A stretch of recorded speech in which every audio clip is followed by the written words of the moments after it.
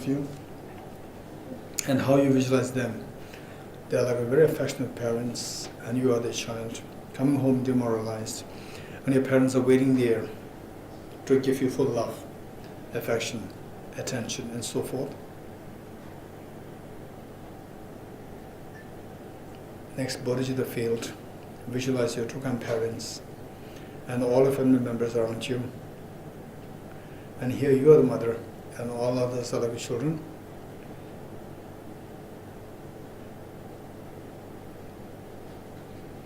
And imagine that all beings, they come home demoralized, and you are there to give full love, affection, attention, embrace.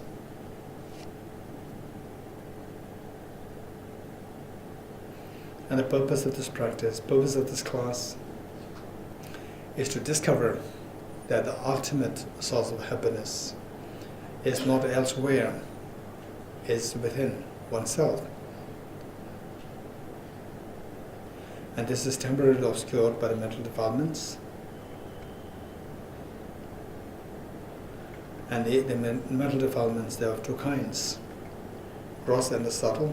The gross,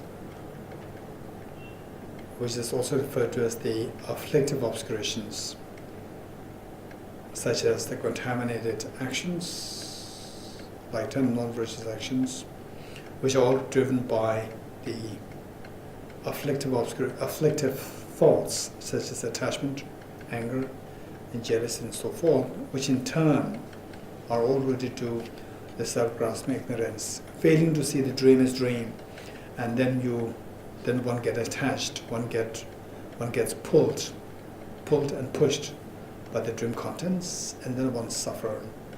Only when one wakes up from the sleep, the dream, then one is freed from the nightmare of the dream. This is how we have to free ourselves from the night dream, the sleep of the ignorance, the dream of the samsara, by waking up.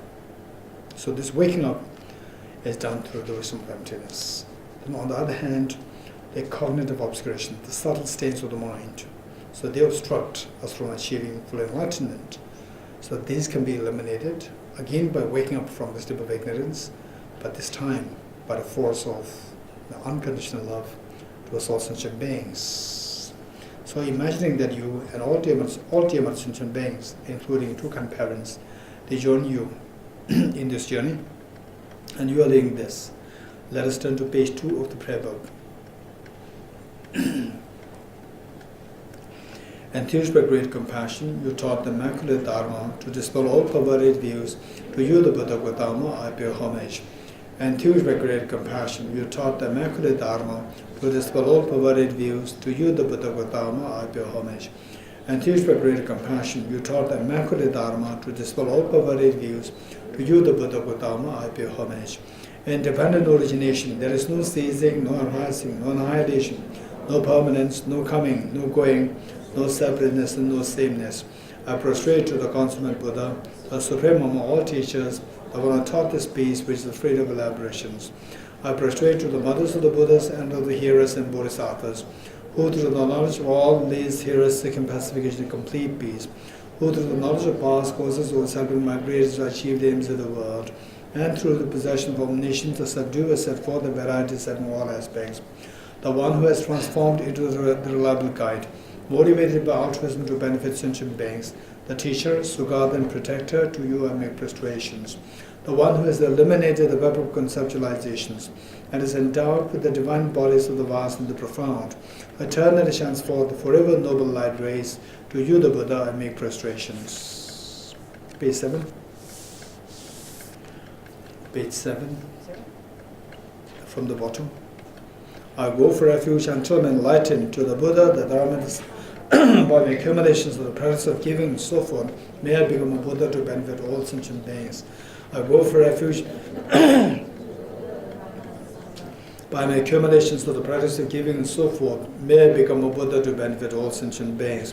I go for refuge until I'm enlightened. To the Buddha, the Dharma, by my accumulations of the practice of giving and so forth, may I become a Buddha to benefit all sentient beings. Sangye juda soge chonam la chanjo bardo dane gyapso che Age Loge Sonamge, Jola Beir Sange Jobarashu, Sange Joda Soge Jonamna, Dane Gyasuchi, Dage Jinsoge Sonamge, Jola Beir Sange Jobarashu, Sange Joda Soge Jonamna, Chanjo Bardo Dane Gyasuchi. Dage Jinso Yebe Sonamge, Jola Benjur Sangye Jobarasho. All phenomena arise from causes. The causes are taught by the Tathagata. The cessation of causes as well is taught by the grace here. Om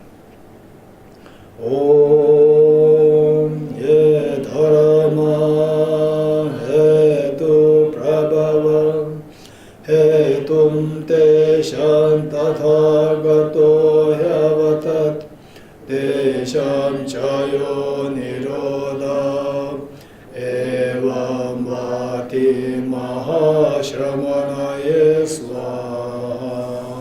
Okay, let me quickly explain this to you. Not really explain, since most of you are already aware of this mantra, the meaning of this mantra, but what we should be reflecting on in a very quick way is Om Ye Dharma Hetu Prabhava.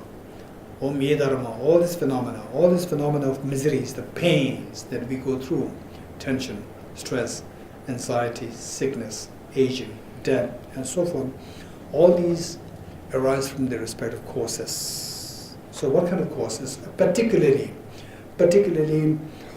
say some of the people who are exposed to the study of the Narada Master's great legacies of the philosophy, psychology, metaphysics, and so forth, one should be able to see that finally all miseries, they come into being by the respective causes. Om Ye Dharma Hetu Prabhava. Hetum Deshan Tathagato Hyavata. What these causes are, what are the causes of these? What these causes are, the causes for the miseries. Miseries are indicated, are taught by the Tathagata. Tathagata referring to the Buddha. The Buddha taught what the causes of the miseries are. So this, what the Buddha taught, we need to keep in mind, we need to know, we need to be aware of the fact that finally the pain that I'm going through, of course external factors are there. External factors are there. Say for example with the heat, April, May, June, in Delhi, the temperature shoots up to like 46 degrees centigrade, 47 degrees centigrade sometimes. So they, particularly when you're out, it's just terribly excruciating heat. Heat is there. So, and then this is external factor, and then we feel so uncomfortable. So the fact that we feel very disturbed or uncomfortable, keep in mind that it's like the sound of a clap. External factor, the temperature shooting up of the temperature is like one hand, and the internal factor, something is within us, combination of the two, external heat and internal thinking, combined together, then the sound invariably arises. The sound is the sound of the miseries, the pain, the unbearable, the pain that we go through is the combination of these two things. Now the external factors are there. We cannot deny the existence of the external factors responsible for the pains, but despite the external factors existing, but if the internal factor is missing, then we see that it becomes like a sound of a clap of one hand, where however strong one hand is, the sound of the clap stops. So all our miseries stop, even if there's external factor there, external heat there, external cold there, external hunger there, external the people bullying us, and all these nasty things happening there. But if the internal factor is removed, then the sound of the clap automatically stops. So the sound of the misery automatically stops. So if that happens, we see that external factors, because of the numerosity, we can't possibly think of eradicating all, but surely we can eradicate the internal. It does not mean that the moment we are into this study, we become so pure, instantly become pure. No. So when we just go through this, we study, reflect and meditate, And then as we put that in a little bit of reflection, we gain confidence. As we gain confidence, conviction in the efficacy of this, then you practice it. And then the cleansing starts slowly. The cleansing starts. Cleansing of the mind starts. Internal factor started to be cleansed. So as the internal factor subsides, then we see that the sound automatically stops, despite the enormity of the external factors. But by pulling the internal factor down, then the sound of the clap stops. The misery tends to stop. Okay, so with this, it becomes so important for us to reflect on the meaning. Hetum Teshan Tathagata Hyavata. What these causes are is indicated by the Tathagata. So here, we need to reflect on the self-grasping ignorance and self-centered attitude as the two causes responsible for my own pains. External factors are there, but without these two things inside, no matter what, how powerful the external factors are, the pain, mental agitation, mental disturbance can never come to us. So the ease of mind, the peace of mind can never be stirred. The fact that the peace of mind is lost means we also, each one of us is also responsible by giving in to the self-grasping ignorance and self-centered attitude. So be mindful as we recite this, Hetum Teshan Tathagata Hyavata. So there, be mindful of them. My own self-grasping ignorance, my own self-centered attitude. These two are responsible for my all forms of pain that I'm going through. And as long as I remain servant, I remain slave. These two things, no matter where I take birth, no matter where I go, whether Himalaya, whether in the palace, whether in the White House, whether in the best of the paradise, or wherever I go, as long as these two demons are within me, which are the ultimate causes, which are the ultimate cause of miseries, there is no freedom. Always there's some problem. Always there's some problem. So misery is going to be unending. So with this, these are the two miseries. These are two causes of my miseries. Hetum Tesham Tadakato Hyavatat.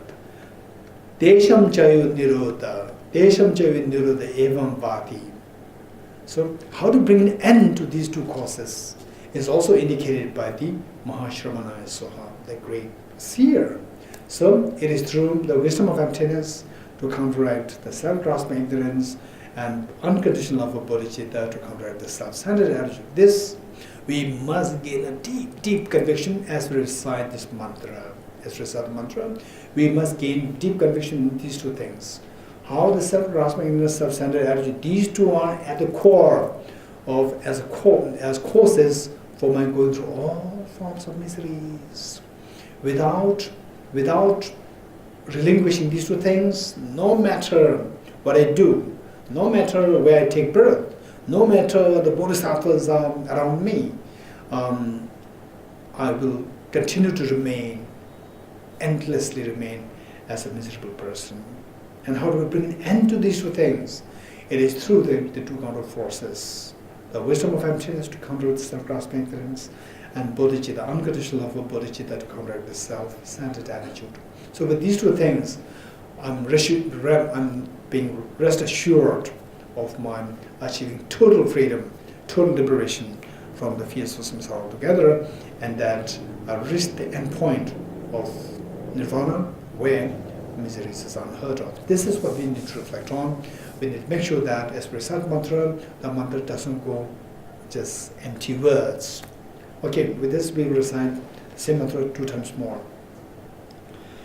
Om ye dharma hetu prabhavam hetum teshan tathagato hyavatat Desham chayo nirodha evam bhati mahashramanaye swaha.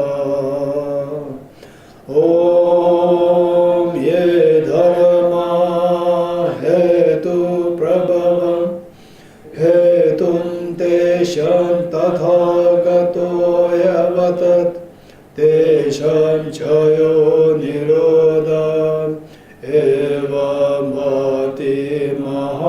Shramanaye Swaha. All phenomena arise from causes. The causes are taught by the Tathagata. The cessation of causes as well as taught by the great seer. Okay, Heart Sutra Mantra, which is on page 17. The last mantra, the last line. As we recite this again, the same thing. Just think of undertaking this journey, internal journey of cleansing the mind of the mental negativities, particularly rooted to the self-grasping ignorance and the subtle stains, and taking this journey through reinforcing the experience of emptiness, experience of the wisdom of emptiness, and the cleansing the mental defilements of the self-grasping ignorance and the self-centered attitude. So, and this journey, imagine that you are inspiring all your dear sentient beings to undertake this journey to reach to the ultimate shore of the full awakening, experiencing the ultimate treasure of happiness. With that in mind, imagine that all sentient beings are happily joining you, and you are leading this. Diyatha Om Gati Gati Paragati Parasamgati Bodhisvatyata Om Gati Gati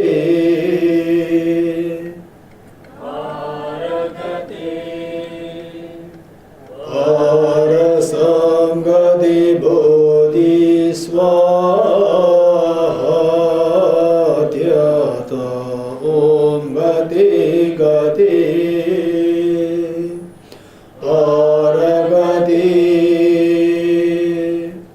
Parasamgati Bodhisvatyata Om Gati Gati Paragati Parasamgati Bodhisvatyata Om Gati Gati Paragati Parasamgati Bodhisvaha.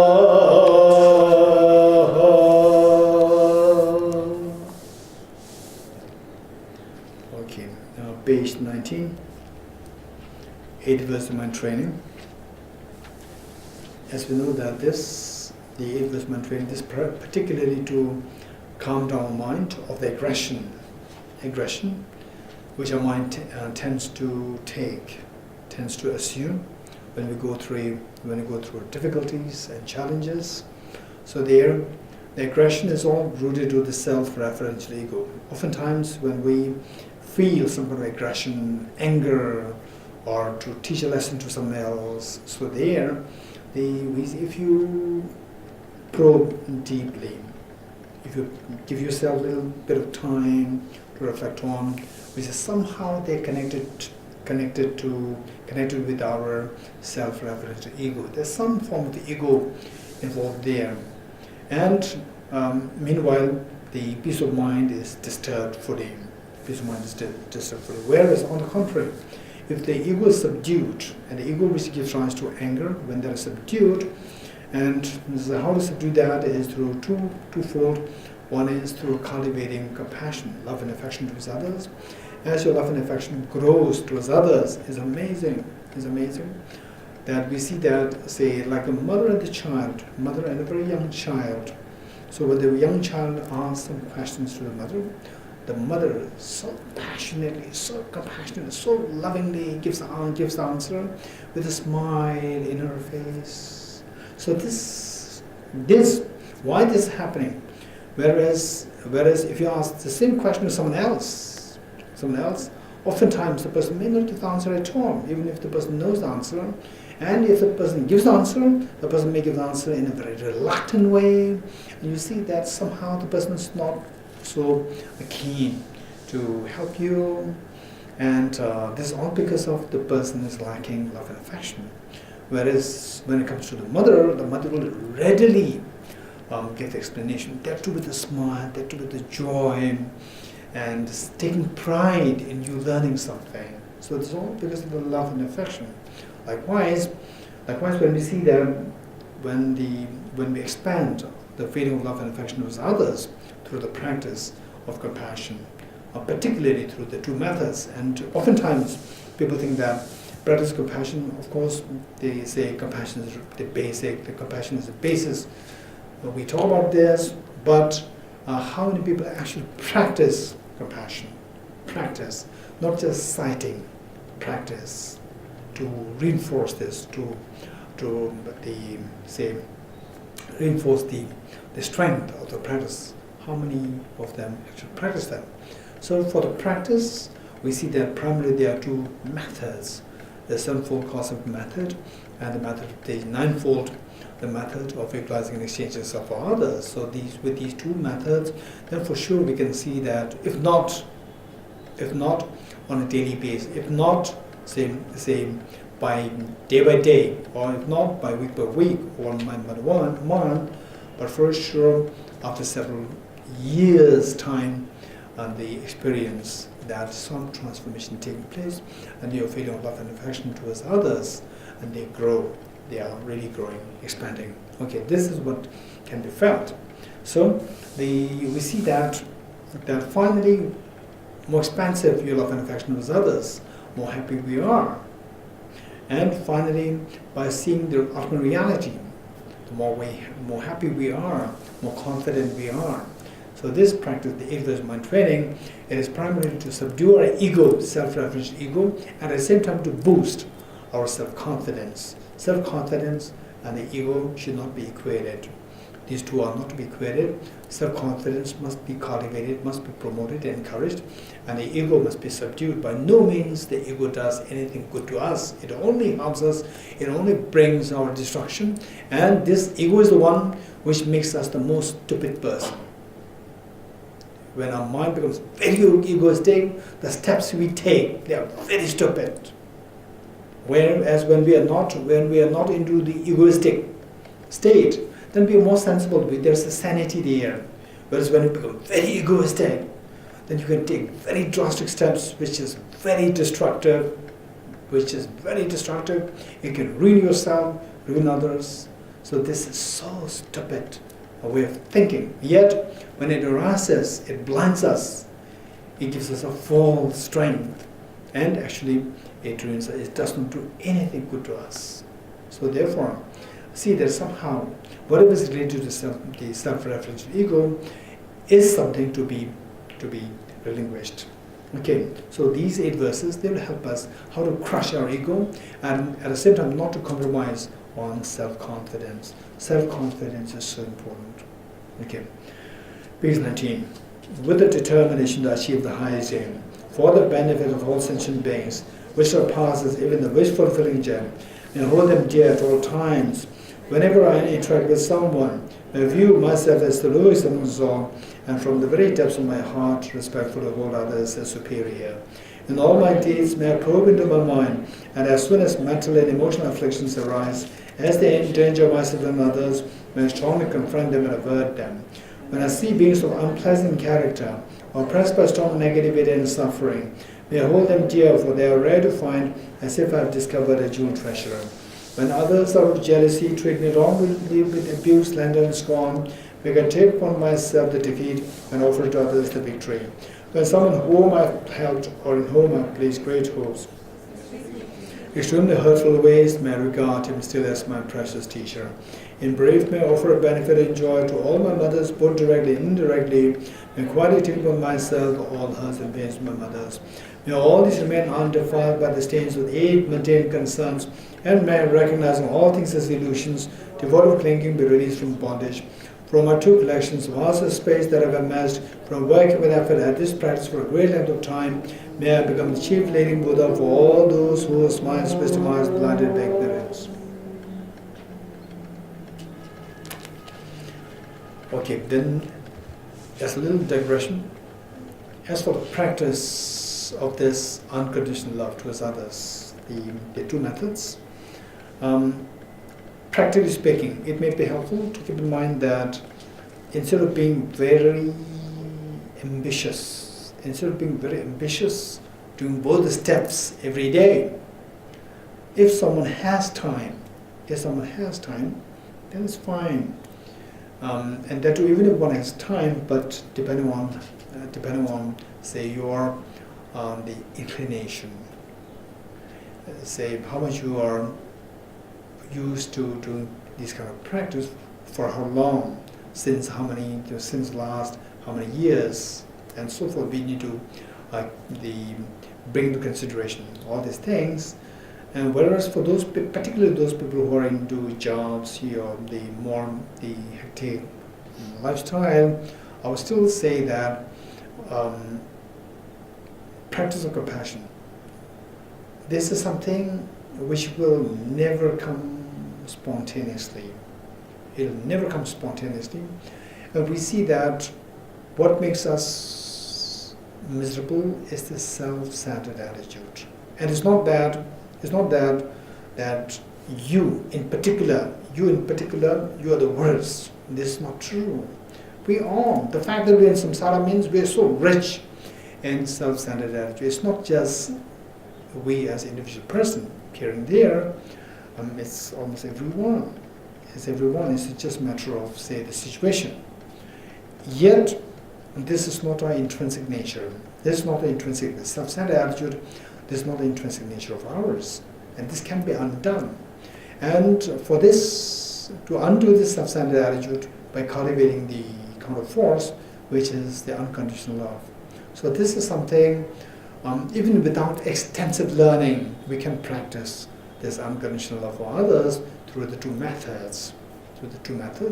Meanwhile, those of us who are more into one's daily jobs, then busy the household chores and so forth, I would say that let us not be too ambitious. If we are being too ambitious, again there's a danger.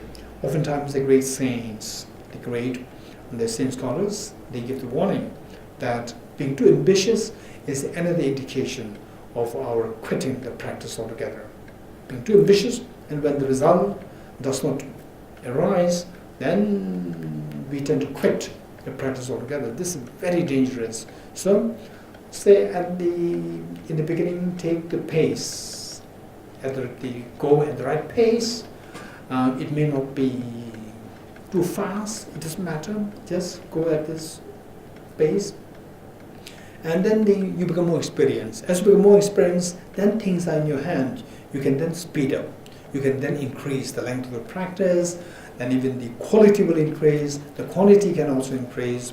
So this is what we need to keep in mind. In this connection, what I'm suggesting is that the practice of compassion, one of these two methods, is so precious. It's so precious. And initially, you may do this practice for about, say, 1 month, say 6 months, 7 months. For some people, they may be effect felt, but oftentimes, in most cases, it may not be as prominent, as obvious an experiencing arising. But we continue doing this over, say, 3, 4, 5 years time, for sure, then you will see the transformation taking place on the experience level. This is so precious. One. And the same and at times it's very strange that when we do the practice, and then particularly, say, when you become so engaged, when you become so engrossed in the practice, and it's a very natural tendency for us that now what's happening is not really coming to me, I'm not really experiencing it. So I've been doing this for all these many few days. Some may think that is say many years. No, it's few days, few months, maybe 1 or 2 years. I've been doing all these, but nothing is happening, which means our expectation is unrealistic. There's unrealistic expectation. So we do this practice And the thing is that it's experience, for example, of compassion. That is, what do you call it? That is the reciprocal. What's it? There's mathematical word there. It is proportional. It is proportional to the time, the amount of time that is spent, right? So, only with time, then you see that the experience is coming. Otherwise, if we are too ambitious, then, and some people, one problem, oftentimes, that happens is that, oh, how come that I don't meet with this practice since when I was a little younger? This is the question that comes to many people. Now it should happen so fast, and it's not happening, right? Okay, so we have to wait. We have to be patient. It's very true that it's wonderful had it been the case that one met with this practice when you're, say, as early, better, but it doesn't matter. We already have met with this practice, and we can go now with this, right? And then the tendency is that then we may feel a sense of urgency, and with this, what you become impatient. With impatience, nothing will come out of that. Nothing will come out. If there's a very refined painting to be done, oh, I must do this painting as soon as possible. It's impossible that you can do this refined painting. This refined painting requires your mind to be so calm and restful, concentrated. Instantly, the concentration is going to be disrupted. Calmness will be disrupted. With the loss of the calmness, your hand will not be meticulous. And more than the refined painting is the painting of the spirituality, the practice, the practice that requires more detail, the skills. So for that matter, it is very important that just keep doing something rather than complaining, oh, how I wish this, how I wish that, how I wish this, that. Instead of that, keep doing something. Eventually, after 1 year, 2 years, 3 years, you will surely see indication of some experience. And for those of us who already have some exposure to this path from the past lives, we never know. Very shortly, you will have the experience. And those who do not have the past connection, we are building new connection in this life. Even this is so precious. Okay, so for that matter, what I like to say is that we have to do something. One, people become so they become so impatient. I must have it. Now the life is impermanent. There's this urgency there. And then say, I have to experience it, I have to have it. And then in the process, when you say, I need to have it, you don't do anything. And then life passes by. Instead, keep doing something. Rather than being too overly ambitious, keep doing something on a daily basis. That the dose of the practice of bodhicitta, the practice of compassion, the dose of practice of mindfulness should not be missed. So that if you put some effort, then say if you are in your 30s, if you're in your 20s, you still have much more time, and then every day you are getting more. If you're in 30s, say the next 10 years, 20 years, if you're in 40s, still 50, 60, whatever. So the time should not be wasted. And meantime, let us not be too ambitious. What I'm saying is that the practice of compassion, the two methods. So oftentimes, just to your own, see to your own experience, personal experience. Oftentimes, when you do both methods, at times it's little time taking, and it consumes so much energy. And then after say 1 week, 2 weeks time, then you may feel like, just the mere thought of the practice, because it's very time consuming and it's also energy consuming. You feel the feeling of the tiredness, and then when you feel tired, you don't feel like doing it. So we should be very skilled, very skillful, meaning that ideally the best would be to do one of the methods a day, rather than doing both the methods a day. One of the methods today, and the second method the next day, and alternate between the two methods every day. One. Then, whereas if someone through consistency, if one sees that doing both methods is so refreshing, what's wrong with it? If this is what comes to your mind, is amazing. And that too, not just after 2 days, not after just 1 week. If that is consistent, after consistently doing this for about like 8 months, 1 year, if this feeling comes, then you're very fortunate, you're very lucky. So this will happen, which means that a person might have some karmic connection with this practice in the former lives, because it comes to you so naturally and as effortless, and there's a joy there. Okay, so the point is, keep doing something rather than not doing anything. One. Number two, don't be too ambitious, don't be over ambitious. Go at a proper pace, right? Go at a proper pace. With these two things, you are bound to be the victor. With these two things, you are bound to be the victor. If you miss any of the two things, the first one, not doing anything, this is the worst. And the second one, doing overly, right? Being very impatient and doing overly. Make the distinction between the two things. One who finds joy in doing so much, who finds joy consistently, who finds joy in doing so much. This is amazing. Don't mix up the two things.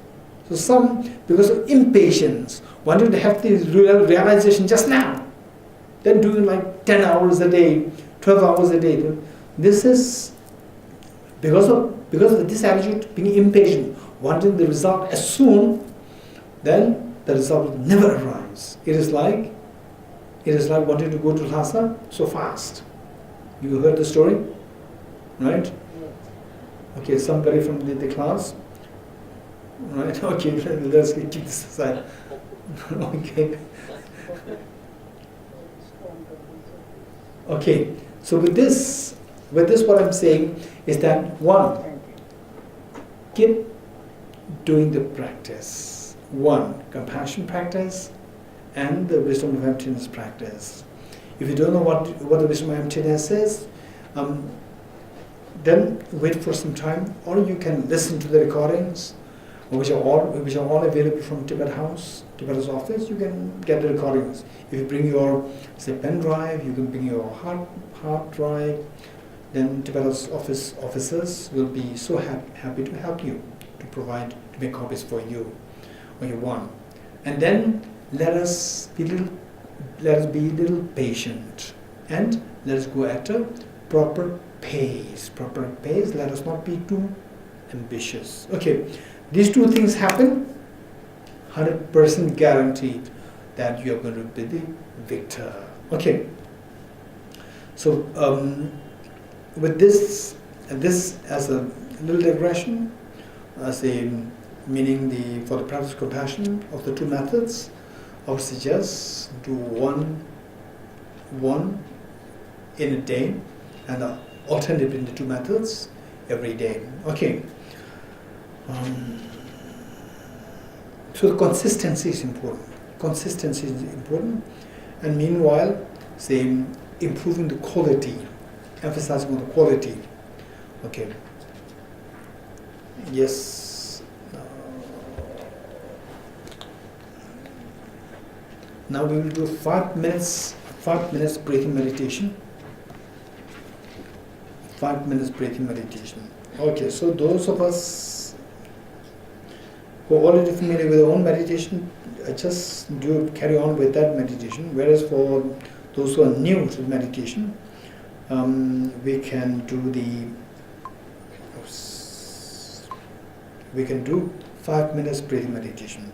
And the 5 minutes breathing meditation, for this we need to keep in mind the 4 points. One is body posture, number 2 is the focal point, number 3 is identifying the errors of meditation, number 4 is applying the remedies to overcome the errors. Body posture, what is important is the body should be upright. Body should be upright, and the eyes should not be closed. Eyes should not be closed, body upright, and the eyes half open, and 4 to 5 degrees cast down. And the tip of the tongue should touch the upper palate to avoid excessive accumulation of saliva. And your right hand on your left hand, and the tips of 2 thumbs joining, forming a triangle. Place the 2 hands on your laps in restful state. This is the body posture. And breathe naturally. Breathe naturally. Number 2 is the focal point. What we're going to focus on is on the spherical circle, 1 mm or 2 mm in diameter, spherical circle between your nose and the upper lip. This is where we're going to focus on. While we focus our mind here, multitasking, count your breath. Breathe in, breathe out, cycle 1. Breathe in, breathe out, cycle 2. This is what we're going to do, the 2 things, multitasking together, multitasking. This is what we're going to focus on. And then identify the errors of meditation. What are the errors? 2 errors, mental laxity and mental excitement. Mental excitement is when your mind gets scattered here and there. Mental laxity is when your mind becomes heavy, sloppy, inserviceable, lethargic, and sleepy. So these are the 2 errors. To avoid the 2 errors, you have to go for the point number 4, applying the remedies to overcome the 2 errors. And the remedies twofold: introspection and mindfulness. Introspection is to keep an eye on your own mind to see whether your mind is distracted or is in a relaxed state. If you should see that your mind is distracted or in a relaxed state, the job of the introspection is done. Next is the job of the mindfulness. The job of the mindfulness is to bring the mind back to the intended objective of meditation. Okay, this is what we're going to do for 5 minutes. Ready?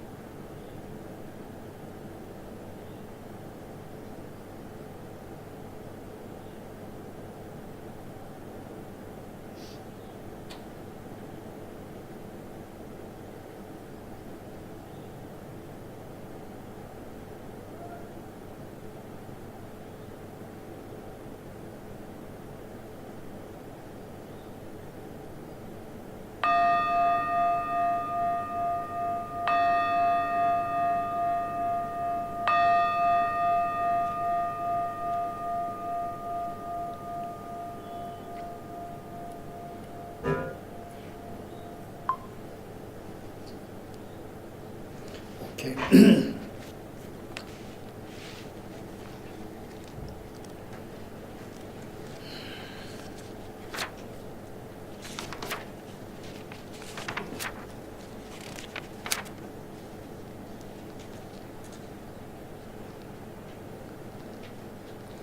Okay, we are on page 27, stanza 2 to 0. 2 to 0 done. Okay, now 2 to 1. In nirvana, there are no aggregates and they cannot be a person. What nirvana is there for one who is not seen in nirvana? Okay, so and this is in relation with the concept of nirvana. Say oftentimes in the ancient India there was a great deal of discussion of nirvana, and then in the West also there is the concept of salvation. In India, primarily it was the concept of nirvana, moksha, nirvana. As to what nirvana is, there are various versions. And it is good for us to learn all these things, learn all the traditions as to what exactly is nirvana. And then each one of us will utilize our own rational thinking, common sense, rational thinking, to see which makes greater sense to us, to you, to me. One, whether or not such a nirvana, as is explained by each of these traditions, can possibly be achieved. One. Okay, possibly exists, number one. How do you rationally explain the existence of that thing? Number two, can I achieve it? These are two questions. Okay. So one version of nirvana is like, say, if you are fed up with the Delhi pollution, if you're fed up with Delhi pollution, if you want to nirvana from Delhi's pollution, then you go to what? Himalayas, or where? Kerala, okay, these places. So there, the concept of nirvana, freedom from the Delhi pollution, you can think of an external place to go to. So one of the traditions posited nirvana as a place, as a paradise, where anybody who takes birth there, you achieve nirvana. Nirvana means, ideally, all the traditions, when they explain nirvana, they see nirvana as a state where the person is freed from suffering. This is something common to all traditions. And then some traditions, they say that such a nirvana is impossible. Nirvana is impossible. Yes. Some traditions, they say that such a nirvana is impossible. And many others, they say that it is possible. If it is possible, what is that like? Then some say that it is like an external paradise. There is a paradise outside there, which is like a white, which is like the shape of the paradise is a white umbrella put upside down. White umbrella is like this, curve at the top. If you put it upside down, then inside there's a container, it becomes like a container. And then whoever takes birth there, you achieve nirvana. You don't have to go through miseries anymore. So this is known as nirvana, according to one of the traditions. Now, according to Samkhya tradition, many of the classical Indian traditions, so particularly Samkhya tradition, which is going to be more discussed here, Samkhya tradition, the concept of nirvana is very interesting. In fact, it is said that if somebody understands the concept of nirvana according to Samkhya, then the concept of nirvana according to Buddhism can be understood more easily. This is what is being said. That means you never take birth away. Okay, so there, what is this nirvana? According to Samkhya is saying how true that is, we have to analyze. So first we have to know what the Samkhya's, their presentation of nirvana according to Samkhya. So what they say is that same, it is like all whatever exists, everything that exists besides the self, each one of us as a self, the person, besides the self, everything else is all created by Prakriti. There is one agent known as Prakrit. That agent creates everything else, like your body, like your house, the food, the Delhi pollution, the Delhi traffic. Everything was created by this agent known as Prakrit, the primal substance in English, primal substance or the Prakrit. That is one which creates all these things. And we, the deluded beings, we fail to see them as a manifestation, as the creation of the Prakrit.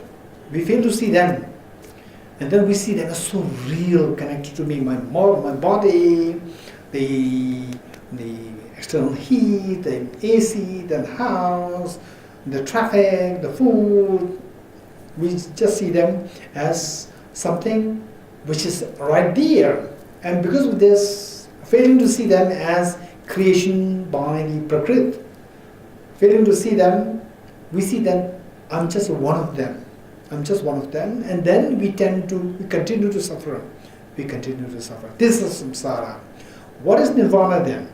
So according to Samkhya, it's a wonderful exposition. According to Samkhya, what is nirvana then? The individual person sits in meditation, and then through the single point of meditation, part of the concentration, one achieves clairvoyance. Through the clairvoyance, you come to discover the subtler reality. What's the subtler reality? That all what I'm seeing, what I experience besides the self, including my body, the table, the food, the traffic, the pollution, everything is nothing but the creation by the Prakrit. So you discover the secret of the creation. You discover the secret of the creation through your clairvoyance. Now, Prakrit just creating all this, continues creating all these things for us, and so that we are trapped in samsara. Prakrit discovers that you have discovered the Prakrit's act of creation. So the Prakrit initially had a feeling that I'm the supreme. I can do anything to these people, to deceive all these people. Now the Prakrit for the first time discovered that this person cannot be deceived by me, because this person, she or he, has discovered my secret of creating all these phenomena.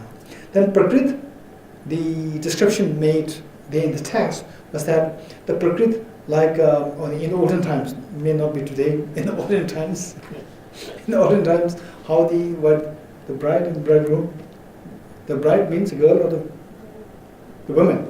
Okay, the women, when they were sent for the marriage outside, there's a feeling of, say, missing the family, missing the parents, and then they feel like they're feeling shy, feel of shyness. So Prakriti, like a newly wed girl, with the feeling of shyness of seeing that the person has discovered his or her the creation, the secret of the creation, Prakriti will immediately withdraw all the manifestations, all the creations. The Prakriti will withdraw, including body, including the external, the pollution, excessive heat, the cold. Everything was withdrawn by the Prakriti. What is left now? Only the self is left, because the self is not created by Prakriti. Only the self is left. Now the self is left. Are you going to have hunger? What do you mean by suffering? What is the opposite of Nirvana, samsara. What is meant by samsara? It is the manifestation of suffering. It's just the suffering. What kind of suffering? Say, what kind of suffering? Anyone? What kind of suffering? Okay, how many of us here has gone through suffering in our life? All of us. Can you share some of your suffering? Share some of your suffering? So one of my friends, from one of my friends, I got some, suffering. So it hurts me a lot, and I broke. And family problem, that is also suffering from me. I'm trying to get out of all these things. Family problem like what? If I may ask you, if you don't want, it's fine. No, it's okay. A small fight with my husband. Okay, fight with your husband? Yes, but Okay. he's very good. I know that. No. For what reasons? Maybe he's not serving you tea, or for what? Or you spending a little bit extra? No, not like that. But yes, I know that this is my fault. I know everything that that's my fault. But still, I'm very, I want more. That you will. Okay. change more. So said, I want more. Who's saying this? My mind is saying this, Yes. right? And So your third mind, parties, now the Prakriti also will take away your mind. So I want more is no more there, right? I want more. This is what creates problem. So that is gone now, right? Okay, what else? What else? What are problems? Anyone? No problem. But the third party is always there. Third party with the body, right? Yeah. The not body is all. the body. Then But between us, some other people are involved. Yes. Yeah, that's true. Yeah, other people, they are also unhappy with you because of they think not own thinking. unhappy, but they want more and more, but I cannot serve more. Exactly, that's like true. that. Exactly. Anyone else? Huh? Yes? I suffered in a way, I thought that I was right at all the time. That I'm right and you are wrong. And all are wrong. All are wrong, right? In what way you are right? I thought that I was doing You right like what? and all are wrong. Like what? Like one example? One example means the expectation from me that I could not fulfill. Like what? What kind of expectation? Expectation of everything, a good son, a good brother, a good husband, a good father. Expectation of someone as saying, Those who are expecting from me. yes. As a good brother. They expect you what? They expect you to bring more food, to bring good cars, Yes. right? Cars and the absence of car, all are pulled by the Prakriti, don't worry. So I suffered on this account. exactly, this is what I'm saying. So once you reach that level, then the Prakriti will all pull away all these things away from you. Why do we need car? Why do we need car? Because we have this body, bulky body, and this body cannot travel from one place to another place easily. So there must be a vehicle to carry this body.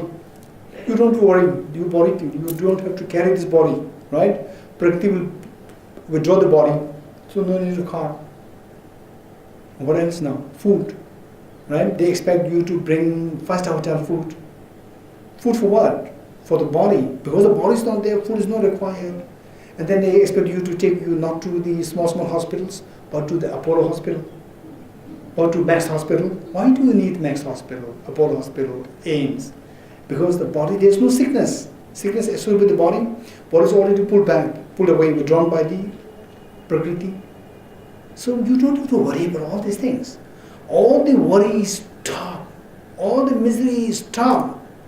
What is left? Only the self is left. Self without the miseries is left. Self without the misery is the self with nirvana, in the experience of nirvana. But sir, self without misery, how can it happen? I cannot do anything. No, that's true. I'm not saying that this is possible. Without I'm simply misery, saying how can I experience myself? I mean, Exactly. misery is in myself only, no? exactly. So this is according to Samkhya. So we all will go to complete to Samkhya. The Samkhya's version. I'm simply explaining the Samkhya's version. Now if we understand the Samkhya's version of Nirvana, where through the experience of the clairvoyance, which you acquire through Samadhi, samadhi, then you see that you discover the secret of the Prakriti. And the Prakriti, like a very shy, newlywed girl, she will withdraw all the manifestations, all the creations, and then all the miseries are sucked or removed. You are left without miseries, without any basis of miseries. Miseries, somehow they're connected with the body and with the mind. And variations are there in terms of explanation that even the mind is created by Prakriti, and others say no, the mind and the self, these two are one. The consciousness of the self, these two are one. There is another version. Okay, with this we see that this version where everything which creates miseries, they're all withdrawn. They are no more there, and then you are left without any pain. So the painless self alone is left. So this, because nothing is really there, just the self, then the pain are all gone. Your body is the basis of all the miseries, sickness, aging, death, are all gone. And external factors like the distance, even the distance is also removed. We don't need car because there's no distance there, right? And we don't need AC because there's no heat there. We don't need heating system. There's no cold there, right? We don't have to worry about, the air pollution because the air is not there. Everything has been withdrawn by Prakriti. So there you are freed from all miseries. This is Nirvana, according to Samkhya. If you understand this, then it is. We don't find it there in the text, but the Buddhist scholars, they say that if you understand the Sankhya's version of Nirvana, then you can understand the Buddhist concept of Nirvana more easily. Okay, what is that like? Say, samsara is like the pain that you are going through in the dreams. Say. Can I ask you something? Yes. Normally it is said that any misery is followed by happiness in normal life. Is it possible? That's true. So, any misery is being followed by happiness, right? Normally. Normally. And vice versa.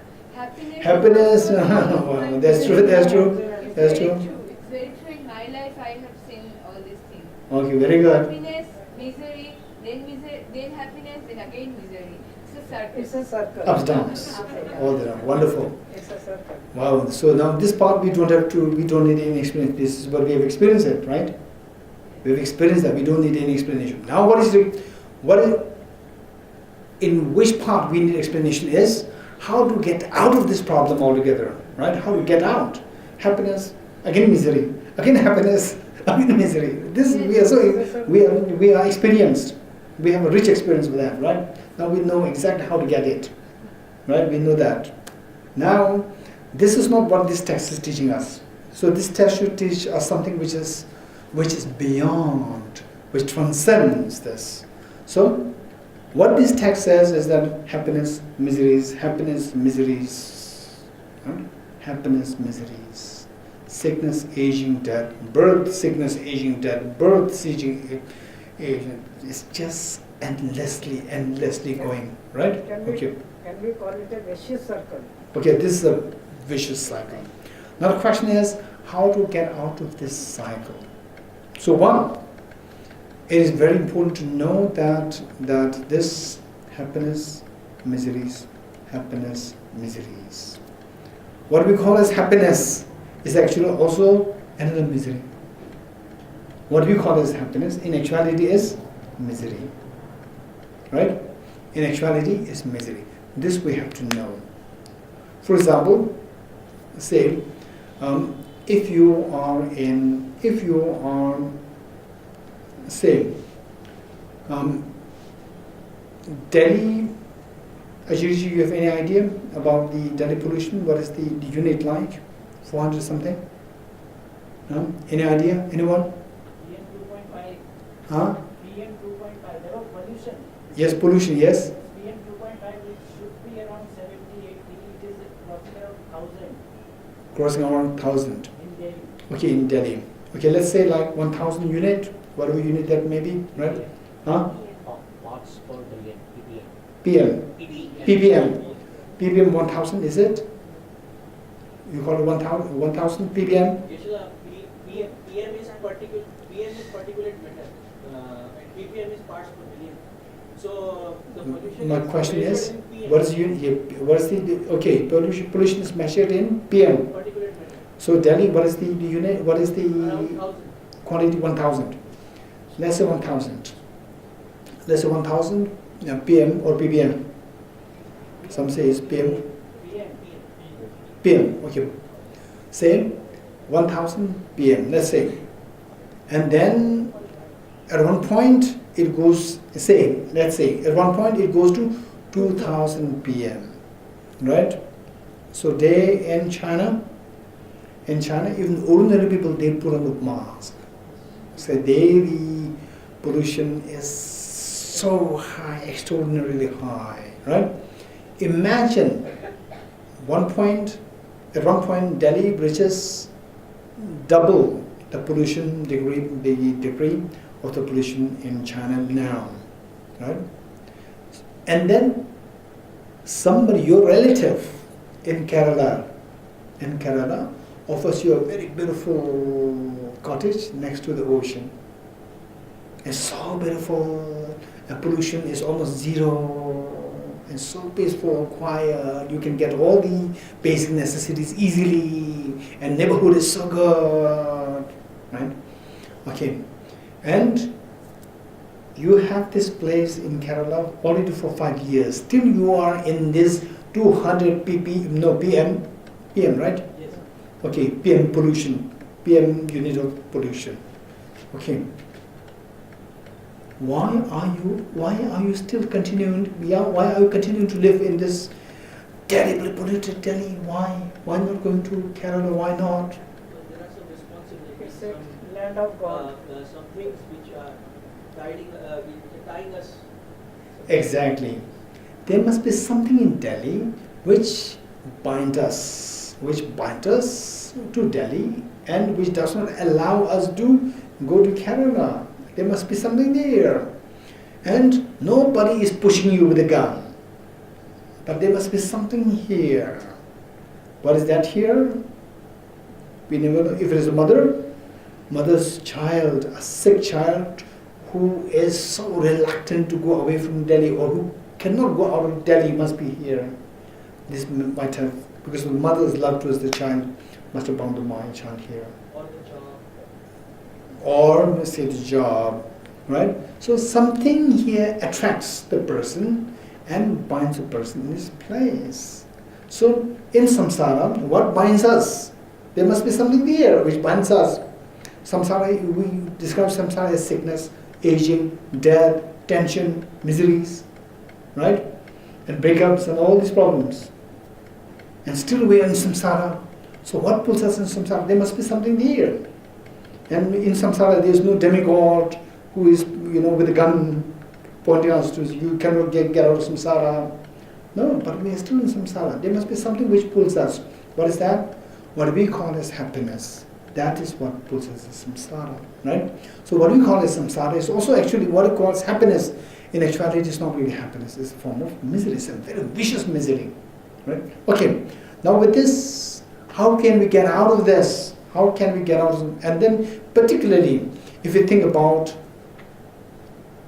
sickness, aging, and terminal illness. If you think about terminal illness, one way or the other, most of us are in that queue. Right? That's a fact. We never know tomorrow, next year, 2 years later, suddenly I cough. We never know. I cough and then take it to the hospital, right? And then diagnose something else and then finish. We never know. We never know. This can happen any time. It will happen somehow. Either untimely death or some form of terminal illness will happen. Okay. Now, only if we think about the terminal illness and then eventually the death, this is very scary. extremely scary. And particularly the tremendous love and affection that we have towards, your mother, your children, your spouse, your relatives, and particularly some friends who are so affectionate, loving. So when you see that they're dying, they're leaving the world, the feeling of the vacuum is on the mind. It's so unacceptable. It's so unbearable. It's so unbearable. And then one's own death is so unbearable. And then the form of the kind of the death that oftentimes people go through. So vicious death. Right? When you think like this, so is this the end of our story? That, okay, this is so unbearable. But then we go through this and finish. No, it's not finished. Again, the same tape recorder of the miseries will be played again. The same tape will be played again. Sickness, aging, again either accidental death or say a terminal illness. Again, the same tape will be played endlessly. Just to think about one moment of this pain, for example, the death, and the pain of the losing near and dear ones, we start seeing the whole world as meaningless and so hollow, so gloomy. So there, all the happiness that we experience in our life, they're just meaningless. The moment when we actually go through one moment of the pain, excruciating pain, for example, say between the husband and wife, between parents and children, and when there's a fight going there, so vicious, so excruciating vicious fight going there, then the whole world is just meaningless. And this, how many times we have to go through this? Is it once, twice, 10 times, 100 times? It's just endlessly many. It'll never stop on its own. It'll never stop on its own. For example, this flower, whether you like it or whether you don't like it, say in 3 days' time, in 10 days' time, for sure in 20 days' time, it'll wither and it'll disappear. It'll wither. But the pain that we go through, will it ever come to a point that they will come to an end automatically? It'll never come to an end. This is known as vicious cycle. It's just not a linear, it's a cycle. It's endless. With a cycle, there's no one point, beginning and end. What is the end? What is beginning and the end is also beginning. There's no the actual end. This is just a virtual end. It's actually a cycle. So that way we see that only if we think more about this, and then see who's responsible for this. My own self-grasping and the self-centered. The more we think about that, the more we feel angry towards the self-grasping and the self-centered attitude, rather than the external people there, rather than the third people, right? We feel angry towards the internal factors, self-grasping and self-centered attitude. The more we see the viciousness of samsara, the more we see the dependent nature of these pains directly related to our self-grasping and self-centered attitude, we become more angry towards the two demons inside. The more we become angry towards the two demons inside, the more we will put effort to remove these two. The more we put effort to remove these two, right? Then, of the two hands, one hand which represents the external factors, in any ways, even the greatest of the enlightened beings appear on this earth, they could not eliminate all the external factors. Historically speaking, chronologically speaking, right? Say the Abraham, Judaism appeared. And then say Krishna is the more theology instead of the actual historical figure, be the case like 3,000 years. If it were historical rather than theological, 300 years. Likewise Ram. Then Buddha 2,500 years ago. Then Jesus Christ 2,017 years ago. Then Prophet Muhammad, say like 400 years ago. Yes, 400? No, he came in 7th century. 1400, 1400 years ago. Okay. Then say, oh, Prophet Mahavir, 2500 years ago, contemporary of Buddha Shakyamuni. Then Prophet Baha'u'llah appeared like 19th century AD. All these great saints appeared on this earth, but the world simply remains imperfect. Imperfect place. So even the great saints, they could not eradicate of the two hands. One hand represented external factors, external non-conducive factors. Even the great saints in the history of humanity, they could not eliminate the external factors. Right? External factors. But of the two hands, which means if they fail to eliminate the external factors, how can we expect, we the ordinary beings, to eliminate the external factors? So the external factors, in other words, the external factors are bound to be there. Now, if you are to remove the sound of the clap, don't expect to remove the external factor. The one hand represents the external factor. What should you do? You should remove the other hand. Other hand is inside, internal factor, which is the self-grasping, ignorance, self-centered attitude. This is what we need to eradicate. Right? Once, the more we see that miseries are somehow connected with the internal factors, the more we feel angry towards the internal factors. The more we feel angry, if you really start to feel angry towards the internal factors, then you are actually a Dharma practitioner. Then you are actually a Dharma practitioner. Don't forget it. Say miseries befall on you, and then, oh, because of this person, because of that person, because of this system, right?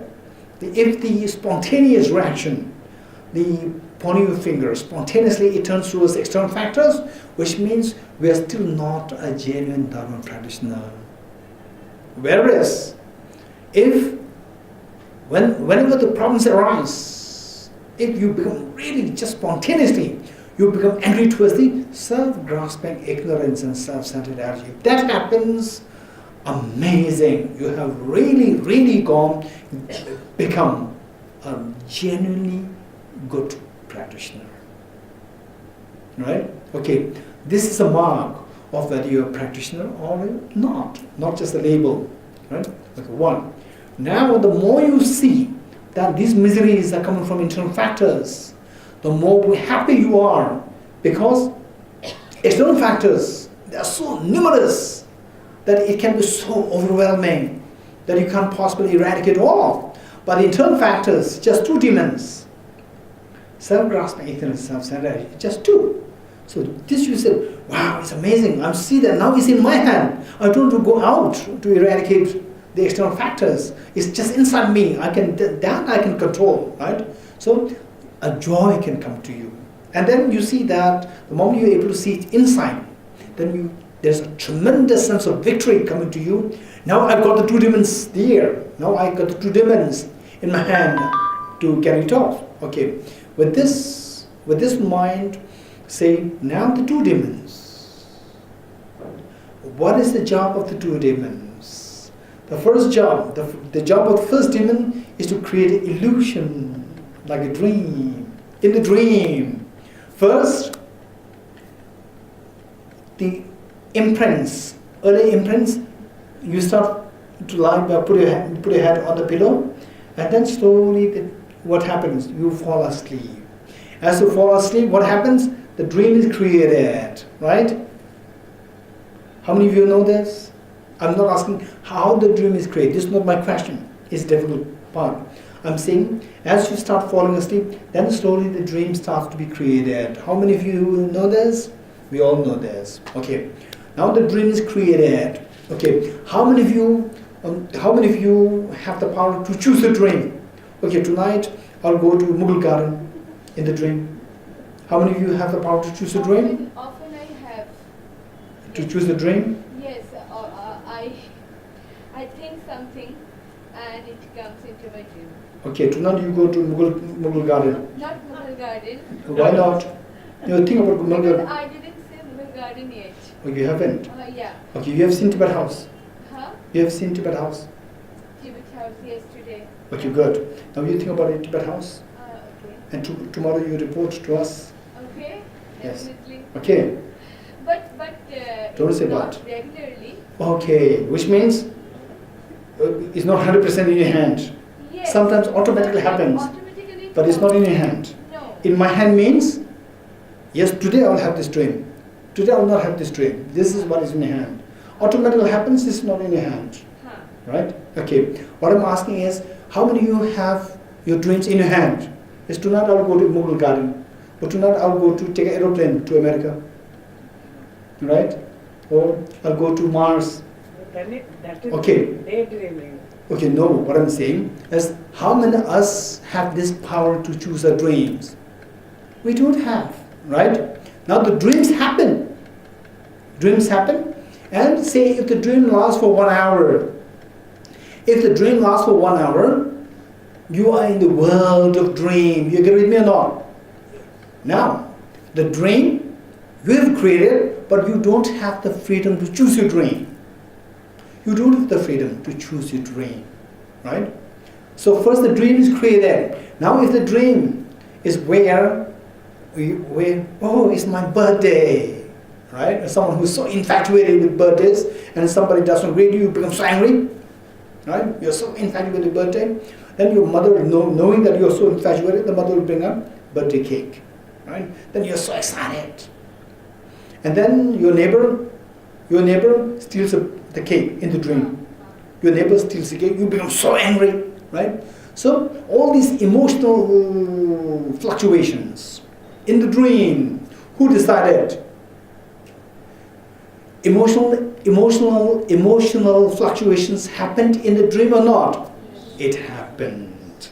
So these emotional fluctuations happen due to what? Due to the events in the dream. Due to the dream events. Yes, no? Yes. So our what makes us happy, unhappy is manifested in emotional fluctuation, emotional experiences. Emotional experiences are driven by the dream events. And the dream events are determined by the dream. And dream is not in your hand. Yes? Okay. Whosoever created the dream finally decides whether you are happy or unhappy in the dream. Do you agree with me or not? Whosoever created the dream finally decides whether you're going to be happy or unhappy in the dream. You agree with me now?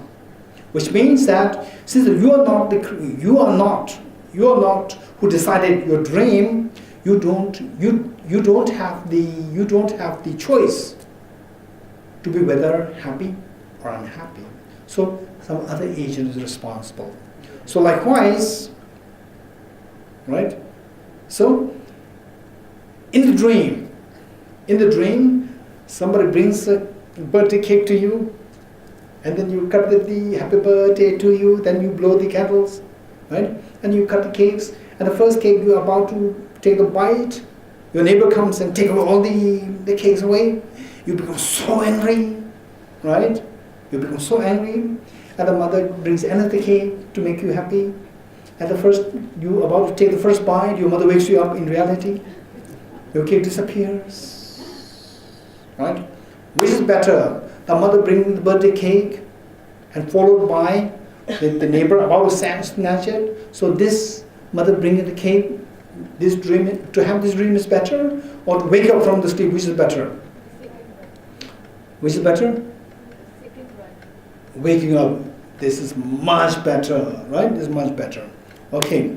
Now, just as the agent created the dream for us, and this event in the dream events, they created the fluctuation of our emotions, and the fluctuation of the emotions within us decided whether we're happy or unhappy. This is the perfect representation of samsara.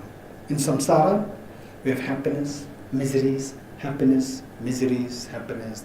These are nothing but the emotional fluctuations within us. These emotional fluctuations, they are nothing but created by the perception of the events. And the perception of events, which is also like dream. Because In actuality, there's nothing from the object. They're all coming from the dream life. Just the dream is created by your mind. They're all coming from your mind. But we see them as so objectively real. Objectively real. And while they are lacking objectivity, but we continue to see every single moment, we continue to see things as objectively real. And so this objective of the dream, not seen as dream in the dream. In the dream, you don't see the dream as dream. You see the dream as real. Likewise, what in actuality is like dream, coming from our mind, we see, while we are dreaming, we see them as so real, objectively real. And who is creating this? The self-grasping ignorance. Self-grasping ignorance is creating this dreamlike world for us. Moment by moment it is creating, so busy creating. So that we mistakenly see this as objectively real. And then these events, which are actually lacking substance, but we see them as of substance, of unattractiveness, of attraction, and then the emotional feelings were created. And then that decides our happiness and miseries. Okay, so now if we don't want to go through this dream, the pain in the dream of sickness, aging and death, what should we do? What's the best thing to do? What's the best thing to do? If we don't want to go through the sickness, aging, death in the dream, what should we do? Wake up from wake up from the sleep. Likewise, wake up from the sleep of ignorance. Wake up from the sleep of ignorance. Wake up from the sleep of ignorance, and all these fights happening in the dream. Your neighbor coming to snatch away your cake, and then your brother jumping to protect, to save your cake, and so forth. All these fights happening, and then your brother is successful. Your brother fell, but successful in getting the cake back, and you're getting part of it, enjoying it. This is all nothing but a play in the dream. Who's ever created the dream? Who's ever has the hands to create the dream? So if there's an external agent, must be laughing at us in the dream. Okay, now if you don't want to go through these miseries in the dream, what should we do? Wake up.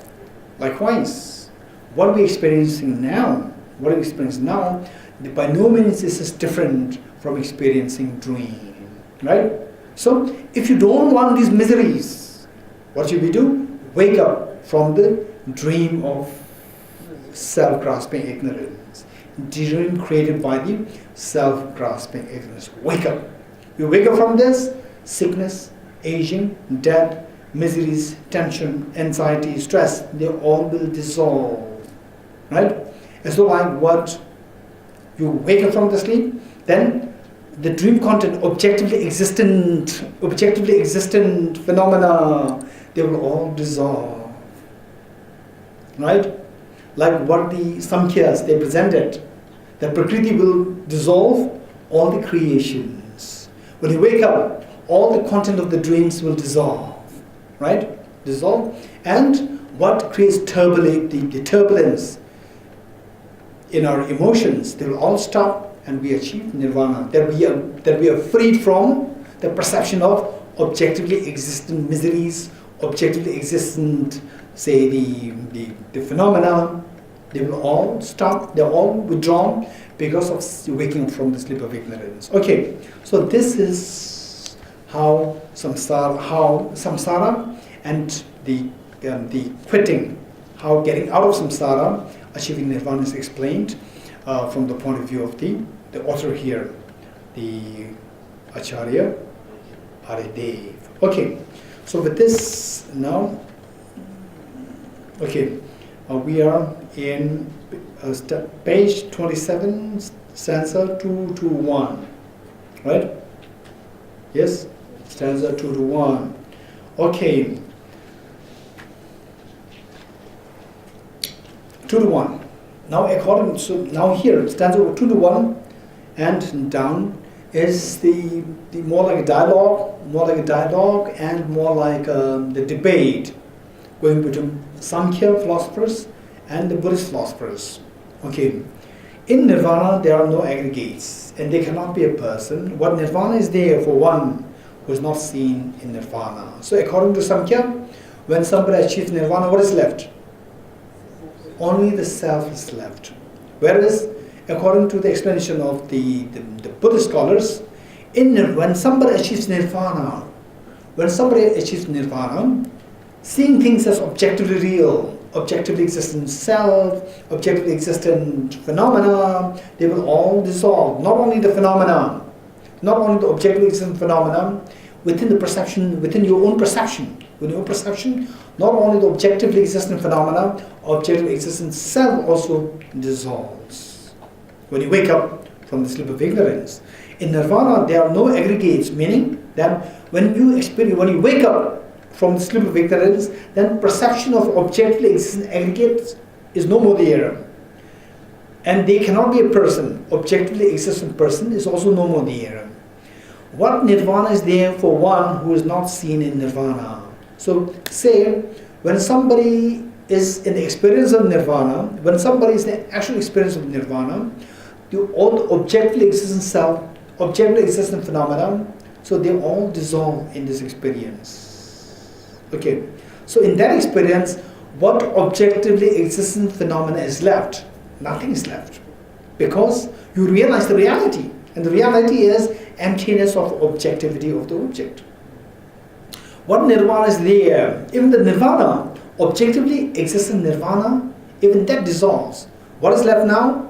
A subjectively existent nirvana is left. Right? Nirvana is there, but nirvana is what? Objectively existent or subjectively existent? Subjectively existence. So on the objective level, everything dissolves. What is left meaning in your mind, what is left is subjectively existent nirvana. What nirvana is there for one who is not seen in nirvana? Say the objectively existent self, which the ordinary people see ourselves as objectively existent self when we are in the dream. Then when we wake up, we see that objectively existent self is no more there. If the objectively existent self is no more there, if it is not there, then the objectively existent nirvana, which this objectively existent self is to experience, is also not there.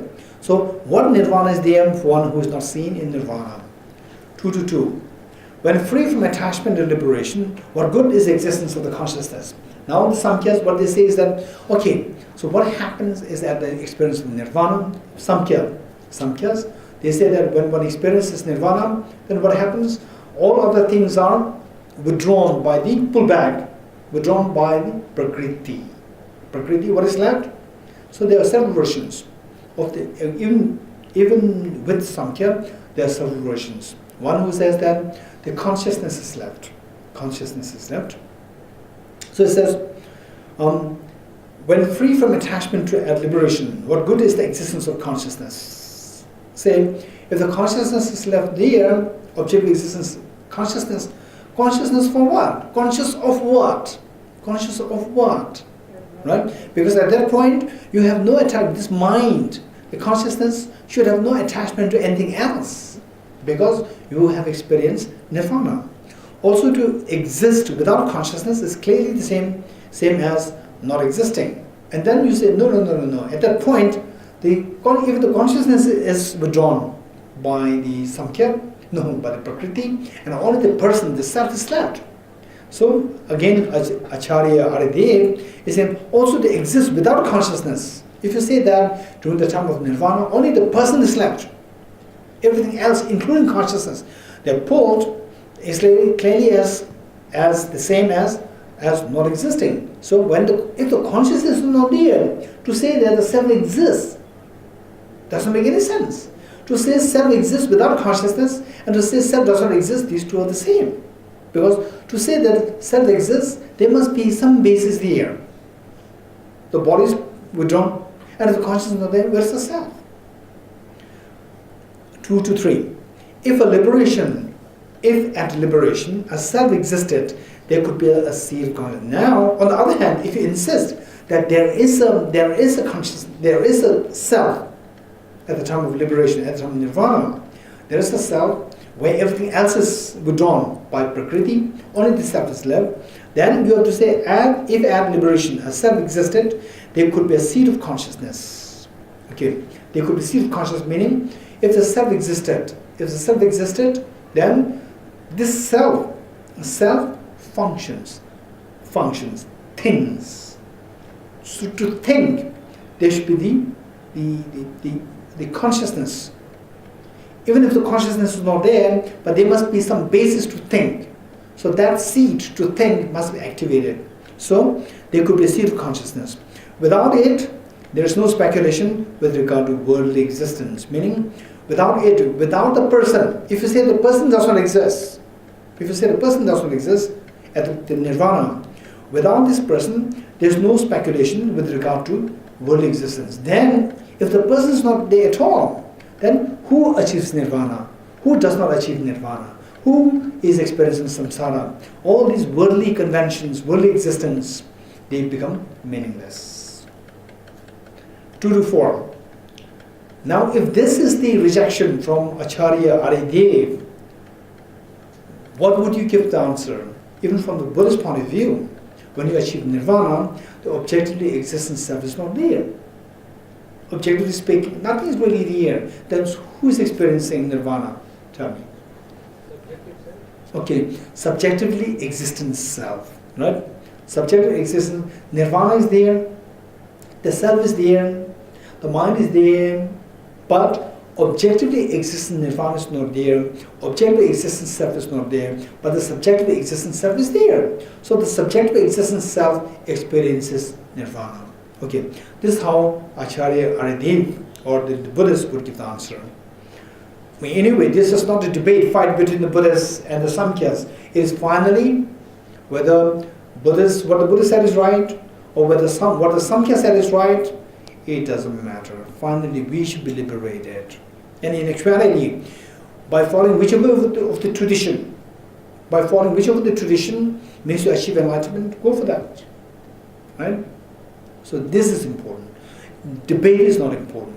We have to know the debates, how the debates are being conducted. So that is to shed light on us as to how to be wise, to look for your own freedom from samsara. That is important, right? And so if you achieve nirvana, then who wins the debate? This is just insignificant. It's nothing. Just get rid of that. Yes, Mithun? Even the subjectively existing self which is left, that at least some experiencer is still there, but I think there should be nothing left. Even because I cannot observe someone else. Okay, so let us put like this. If the subjectively existent self is left, then there is something which is experiencing is left. Right? In experiencing nirvana, nothing should be left there. Okay, this is the question coming. Now it is, okay, let's say,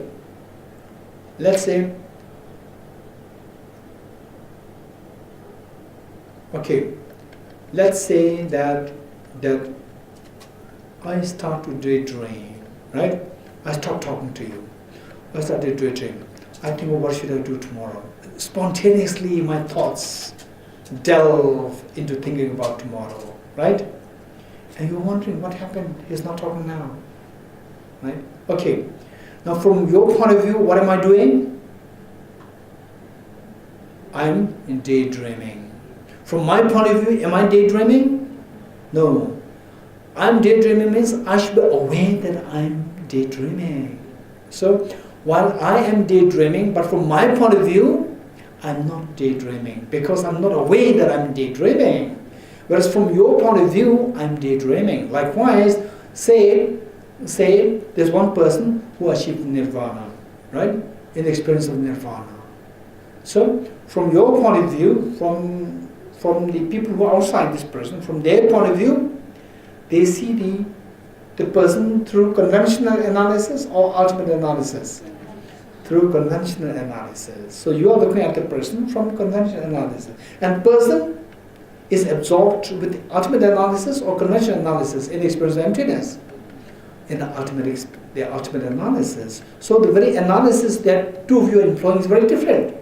What he or she is employing is the ultimate analysis, and what we are employing when you look at him is we're employing the conventional analysis. So from our point of view, from the point of view of the conventional analysis, he is meditating. He's meditating on emptiness. He's experiencing emptiness. But from his point of view, from the conventional ultimate analysis point of view, is he experiencing emptiness? From that point of view. From that point of view, no. From that point of view, he's into the ultimate. In the ultimate means, when you go into the ultimate domain, nothing is there. Nothing is there, right? So he's in this ultimate expanse, which is way beyond description by the words, right? Whereas the same person, when we employ the conventional analysis, when we look at him, we see that, oh, he is meditating, he is experiencing emptiness, he is the experiencer. So this is conventional analysis. Conventional analysis means analysis with respect to the subjectivity. So this experience that we are positing is posited as a subjectively existent experiencer, right? Whereas if the person experiences that I'm experiencing, then he is employing what? Ultimate analysis. So the person should exist ultimately, but this is not the case. Okay, so the perception is very different. The frame of reference is very different. Okay. Now, 2 to 4. If it is certain that those liberated from suffering have no other self, therefore the end of self should always be affirmed as good. End of self. Why? Okay, let's see. What's the difference between those who achieve liberation and those who have not achieved liberation? So tell me, what is the distinctive feature of those who achieve liberation? What makes those people? What is their criteria to say that this person has achieved liberation or nirvana? What is that criteria?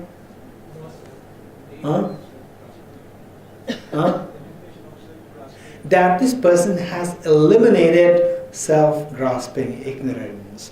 Whosoever has eliminated the self-grasping ignorance, the person has achieved nirvana. And we are in which category? With nirvana, without nirvana? Without nirvana. So we are rich in absence of nirvana. Right? We are very rich. What exactly is non-nirvana? What exactly is samsara? We are so rich in this experience. Right? So what is our experience which demarcates us from those who are liberated? What is that thing within us? Huh? Yes, Ajadawabamla, that we have self-grasping ignorance, right? So self-grasping ignorance, how many of us we are rich into self-grasping ignorance? Right? We are so experienced. Self-grasping ignorance, enlightened beings, we can teach them. Yeah, we can teach them what exactly self-grasping ignorance, how to grasp at objectively existing self and so forth, how to create object. We can teach them. Yeah. Okay. So the point is that we are samsaric beings because of the self-grasping ignorance. Only when we get rid of self-grasping ignorance, then we become enlightened. When we achieve nirvana. So which of the two experiences we prefer? To experience nirvana or to experience samsara? To experience nirvana, right? To experience nirvana. Not necessarily personal nirvana. Not necessarily personal nirvana. Nirvana is two kinds. Full nirvana and personal nirvana too. So when you speak of nirvana, it can be any of the two. It's not necessarily personal nirvana. So which of the two states you want to experience? Nirvana or samsara? Nirvana. Very good. So we want to experience nirvana. If we want to experience nirvana, we have to have that criteria which makes the enlightened beings to achieve nirvana. What is that criteria? Elimination of the self-grasping ignorance. So it says here, 2 to 4, it is certain that those liberated from suffering have no other self, meaning that no perception of objectively existent self. They are liberated from the perception of objectively existing self. They are freed from the objectively existing self. Therefore, the end of the self, here end of the self meaning, therefore the end of grasping at the self to be objectively real. Therefore, the end of the grasping at the self to be objectively real should always be affirmed as good. Why? Because once we bring an end to the grasping of the objectively existing self, it is good because this will make us to experience nirvana. Okay, 2 to 5. The conventional is preferable, but the ultimate never is. Ordinary people have some belief in this, but none in the ultimate. Okay, now, so if this is what nirvana is, where we eradicate the self-grasping ignorance, we eradicate, say, when one experiences, say, the experiences nirvana, then we drop all the misconceptions, seeing things as objective real. All the misconceptions are dropped, are eliminated. So we go into the domain of ultimate. In the ultimate expanse, what exists?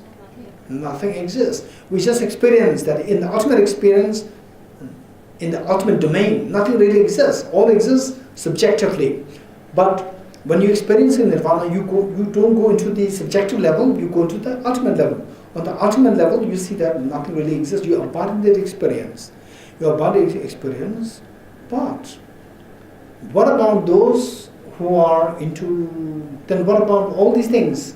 The house, the food, good food, right? And then when the temperature goes up to 46, 47 degrees centigrade, then the AC is so good. When the daily temperature goes down like 5 degrees centigrade, 7 degrees centigrade, then the heating system is so good. When we are hungry, the food is so good. So there are all these good things are there. So if you are to go to nirvana, which is the very good experience, then you are not going to experience all these things.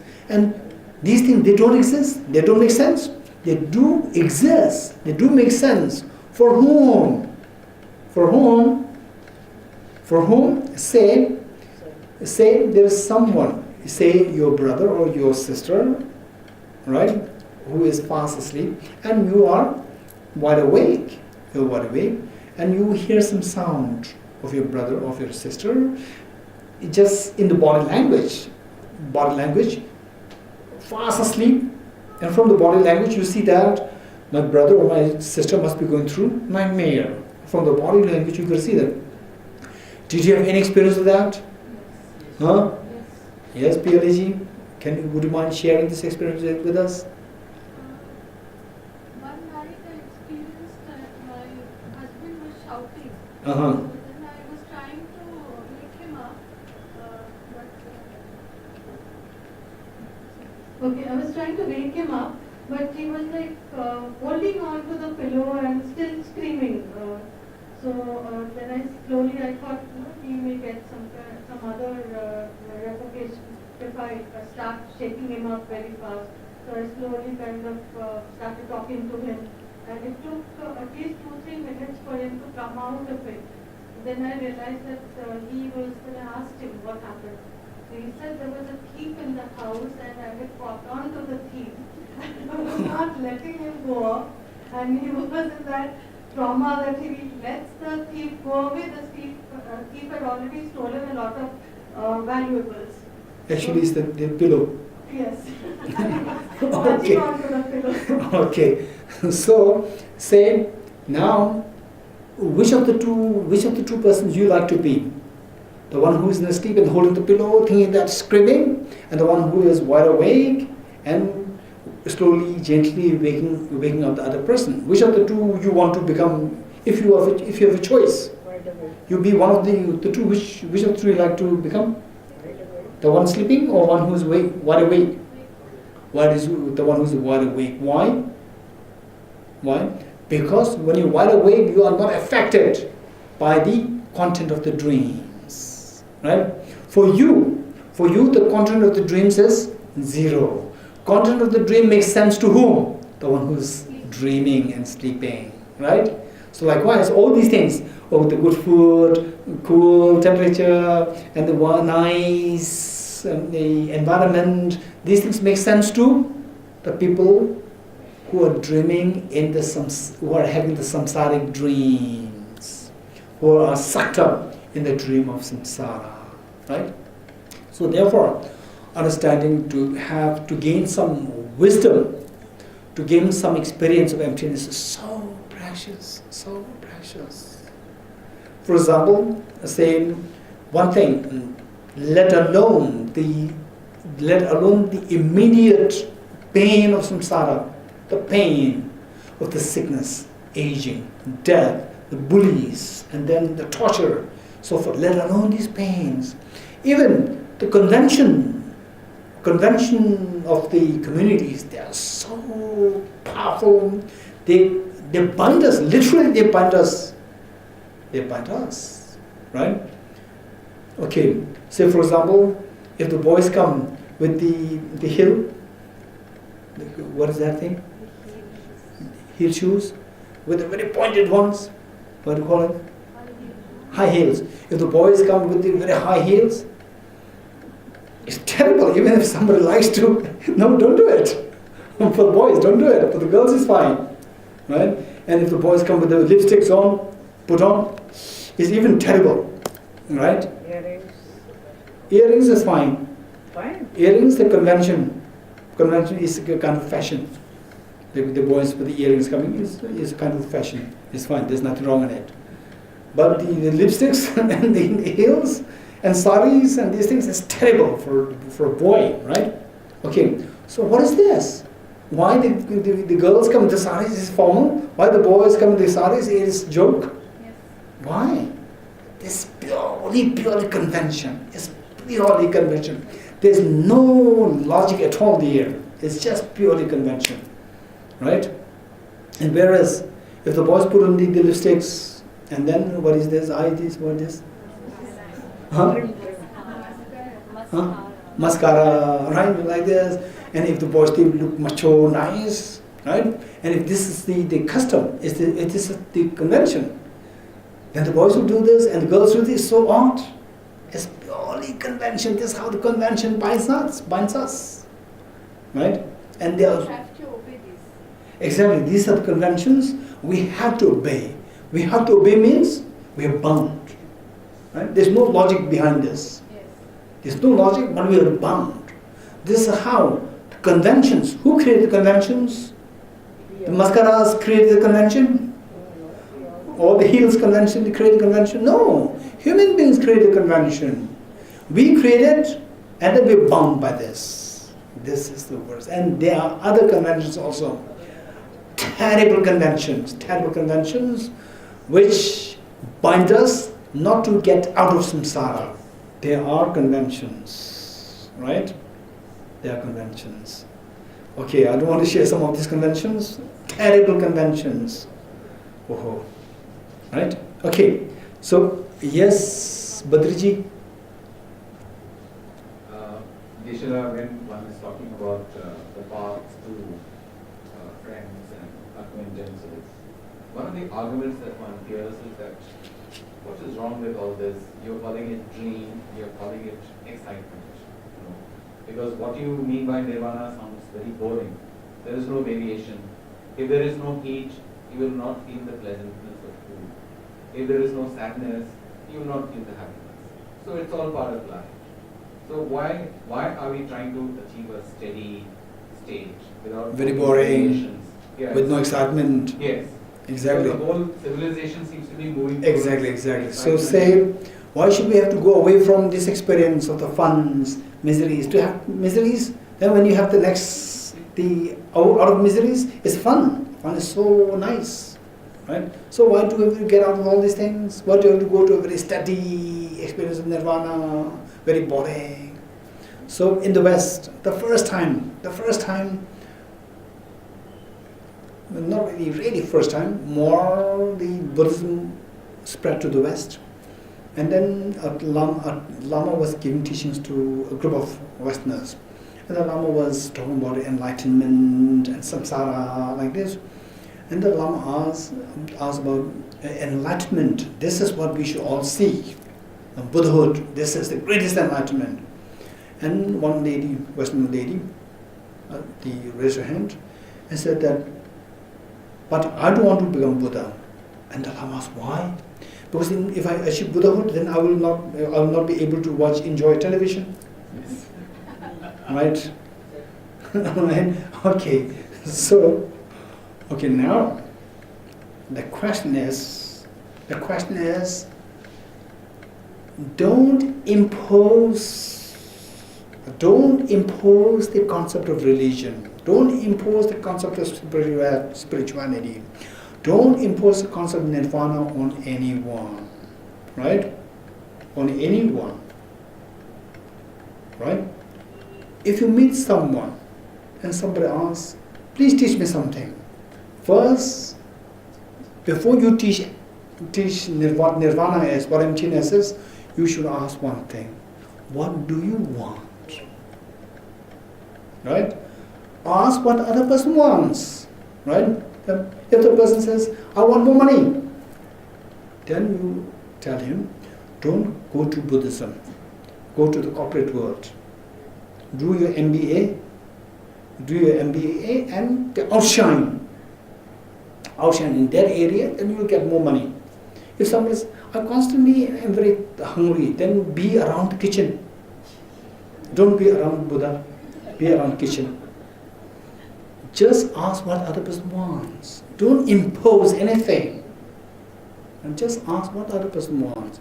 Only if somebody says that even if I have good food, but tomorrow also again I become hungry. Right? Even if I'm very rich today, the next day the liquidation happens, bankruptcy happens. The bank balance becomes zero the next day because of the bankruptcy of the bank. So this is totally unreliable. I want a reliable happiness. Only if somebody says like this is something what 99.9% of the people of the samsara will not talk about. Only to this person you can talk about what is a reliable happiness. See, sickness, aging, death. What is after death? Birth. Again, sickness, aging, death, birth. Birth means people celebrate when a child is born. People celebrate. People celebrate. So once a child is born, the child is bound to die. We are celebrating that this child is going to die. It's like this, but we don't know about this, and eventually it does happen, right? So then people become what is known as disillusioned by the happiness of the world. Only these people, when they come, you talk about how to make money, they will not be interested.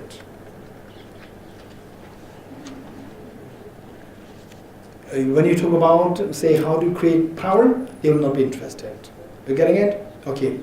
Only for these people, this the teaching on emptiness, nirvana will make sense, right? So it's a matter of how advanced the person is in the thinking, and how advanced the person is in thinking. So if the person is just 10% matured, there's no way, it doesn't help to talk about nirvana and these things. So just first help the person how to get a decent life. How to get a decent life. So this is for this reason that we have what is known as Lamrim practice. Lamrim meaning the graded path, that you upgrade the person from step 1 to step 2, step 3, step 4 like this. Okay, good. We'll finish this and we'll stop here.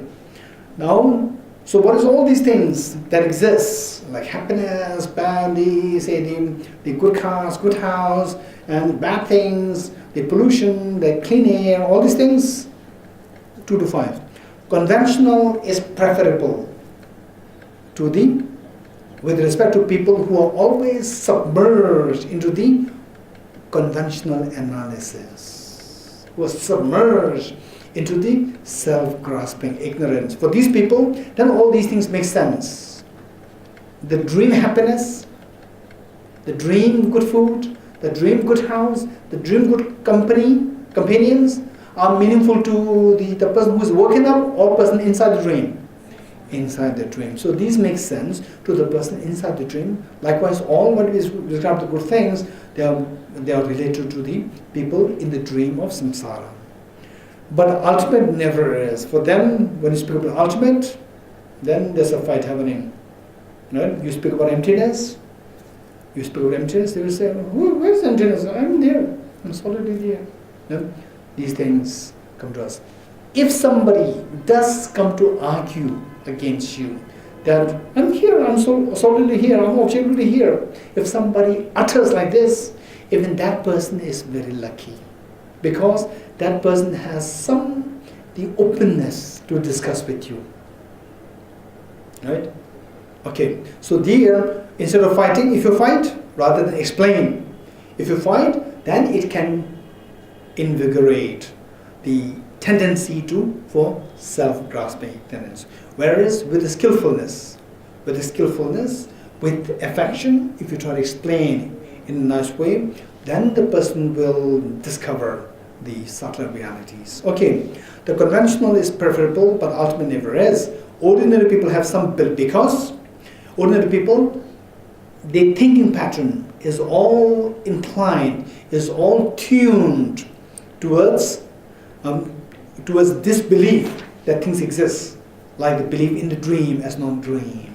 So this is, then what about the other belief? Belief in the ultimate, but none in the ultimate. So this is what embodies the saintship, the non-enlightened or the samsaric beings.